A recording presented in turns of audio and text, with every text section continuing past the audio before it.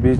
बारिशों के साथ साथ थंडरस्टॉर्म, लाइटनिंग, हेल स्टॉर्म के भी चांसेस हैं और खासकर 28-29 को कुछ एक जगहों पे हैवी बारिशों के भी चांस हैं। पहाड़ी इलाकों में बर्फ़बारी। तो कुल मिला के जो इंक्लीमेंट वेदर है नेक्स्ट 3-4 डेज़ तक रहने के इम्कान हैं पूरे जम्मू कश्मीर के अंदर और कुछ एक जगहों के अंदर खासकर जो साउथ कश्मीर के कुछ एक ज़िले हैं या डिस्ट्रिक्ट रामबन की बात करेंगे, डोडा की बात करेंगे, डोडा एंड एडजॉइनिंग एरियाज, इन सारे जगहों पे जो है हैवी बारिशों के चांसेस हैं। तो कुल मिला के जो इंक्लीमेंट वेदर है वो आज दोपहर से शुरू हो रहा है और इंटरमिटेंटली कल भी थोड़ा दिन में क्लाउडी रह सकता है, लेकिन शाम के टाइम जो है फिर से बारिशों का सिलसिला जो है शुरू होगा। तो ओवरऑल जो इंक्लीमेंट वेदर आज दोपहर से लेकर लगभग 30 दोपहर तक है और इसी बीच खासकर फार्मर्स को भी ऑलरेडी एडवाइस किया है कि किसी भी किस्म का दवा पाशी ना करें और फर्स्ट से जो है मौसम में बेहतरी आएगी उसके बाद जो है वो फिर से शुरू कर सकते हैं। बाकी जो लोग हाई रिस्क के अंदर ट्रैवल करते हैं, ताज़ा बर्फ़बारी फिर से चांसेस हैं, तो ये सारे जो रोड्स हैं खासकर जोजिला या बाकी मोगल रोड, सिंथन टॉप, साधना पास, राजदान पास, ये सारे जो शाहराहें ये मुतासिर हो सकते हैं। तो लोगों को आवाजाही करने के लिए फ़िलहाल जब तक मौसम साजगार ना हो और जो वेदर ये ट्रैफिक डिपार्टमेंट की तरफ से जो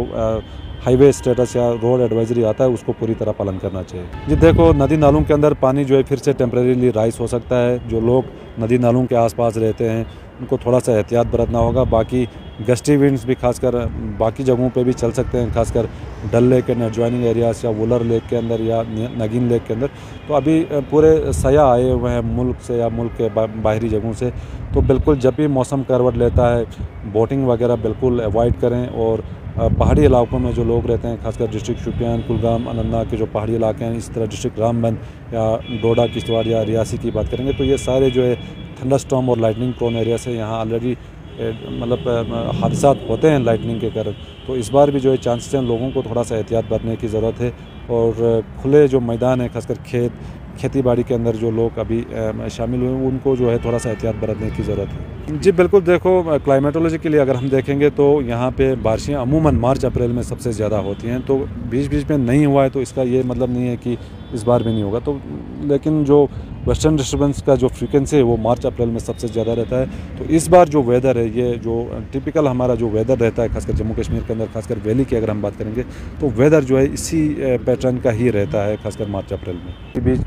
बारिशों के साथ साथ थंडरस्टॉर्म, लाइटनिंग, हेल स्टॉर्म के भी चांसेस हैं और खासकर 28-29 को कुछ एक जगहों पे हैवी बारिशों के भी चांस हैं। पहाड़ी इलाकों में बर्फ़बारी। तो कुल मिला के जो इंक्लीमेंट वेदर है नेक्स्ट 3-4 डेज़ तक रहने के इम्कान हैं पूरे जम्मू कश्मीर के अंदर और कुछ एक जगहों के अंदर खासकर जो साउथ कश्मीर के कुछ एक ज़िले हैं या डिस्ट्रिक्ट रामबन की बात करेंगे, डोडा की बात करेंगे, डोडा एंड एडजॉइनिंग एरियाज, इन सारे जगहों पे जो है हैवी बारिशों के चांसेस हैं। तो कुल मिला के जो इंक्लीमेंट वेदर है वो आज दोपहर से शुरू हो रहा है और इंटरमिटेंटली कल भी थोड़ा दिन में क्लाउडी रह सकता है, लेकिन शाम के टाइम जो है फिर से बारिशों का सिलसिला जो है शुरू होगा। तो ओवरऑल जो इंक्लीमेंट वेदर आज दोपहर से लेकर लगभग 30 दोपहर तक है और इसी बीच खासकर फार्मर्स को भी ऑलरेडी एडवाइस किया है कि किसी भी किस्म का दवा पाशी ना करें और फर्स्ट से जो है मौसम में बेहतरी आएगी उसके बाद जो है वो फिर से शुरू कर सकते हैं। बाकी जो लोग हाई रिस्क के अंदर ट्रैवल करते हैं, ताज़ा बर्फ़बारी फिर से चांसेस हैं, तो ये सारे जो रोड्स हैं खासकर जोजिला या बाकी मोगल रोड, सिंथन टॉप, साधना पास, राजदान पास, ये सारे जो शाहराहें ये मुतासिर हो सकते हैं। तो लोगों को आवाजाही करने के लिए फ़िलहाल जब तक मौसम साजगार ना हो और जो वेदर ये ट्रैफिक डिपार्टमेंट की तरफ से जो